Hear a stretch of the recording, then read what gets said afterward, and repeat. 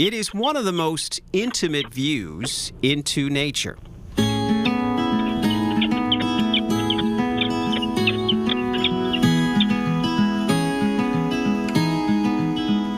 For 2 decades, thousands have tuned in to watch live webcams of peregrine falcons being born and raised, living daily life right near the heart of downtown Manchester. Most of them nest in wilderness settings like cliffs, but they also like cities and city structures because they're similar to cliffs.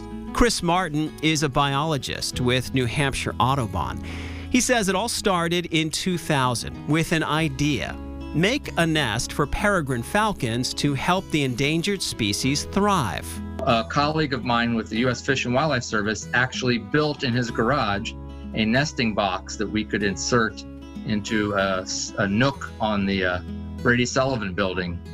In those early days, it was an employee of the building who would send back reports. Who would actually take the elevator up to the top floor and peek through a one-way glass to see what the falcons were doing.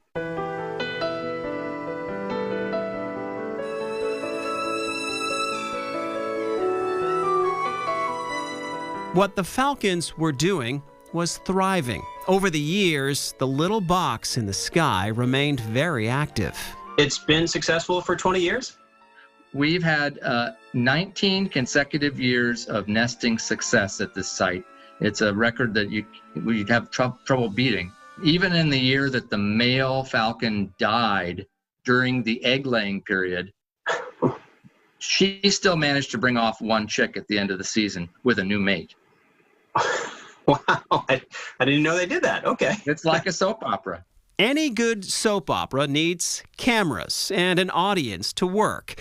And that's where a local communications company, you could say, took this nesting site to new heights.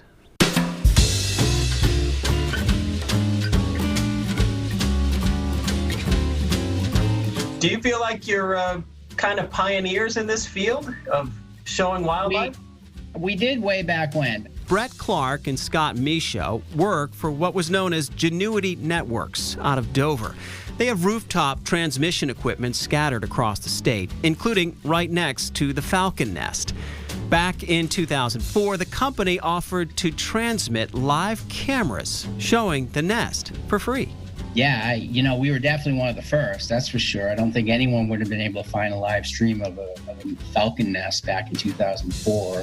What started as a tool for biologists to study these birds of prey took flight into bigger skies. Once we were able to get on the YouTube, it really opened it up to everyone. I mean, you can be on a smartphone, you can be on your home computer, you can now even be on a streaming stick and watch the falcons. And we have people that watch quite a bit.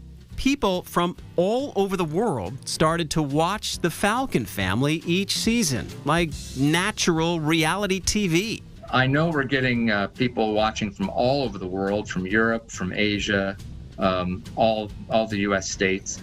In 2019, there were almost 20 million views of the live cameras, each person watching for an average of 20 minutes. And some of those viewers are students.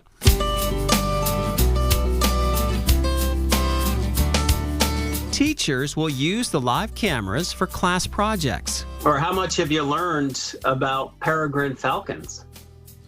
I learned a lot so far. Each year, 4th graders from Miss Amato's class in Hooksett watch the cams to learn about peregrines. An average falcon female weighs 1.5 pounds to 3.3 pounds. It's really cool. At home, I watch the falcons, and every once in a while, they will get off the nest.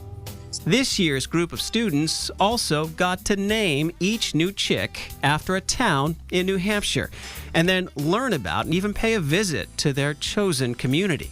They laid babies, and we're naming them when they're hatched. So I picked the town Henniker, and I'm gonna name it Hank.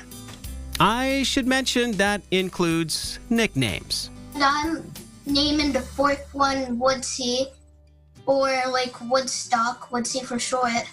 Why did you pick Alexandria? Because my name's Alexander. And the nickname's gonna be Xander after me. What made you choose Madison? Well, my sister's name is Madison, so I really like the name. And starting on May 1st, Madison, Xander, and the others started to make their debut live on the web. These little ones are part of a long line of success at the Nest site.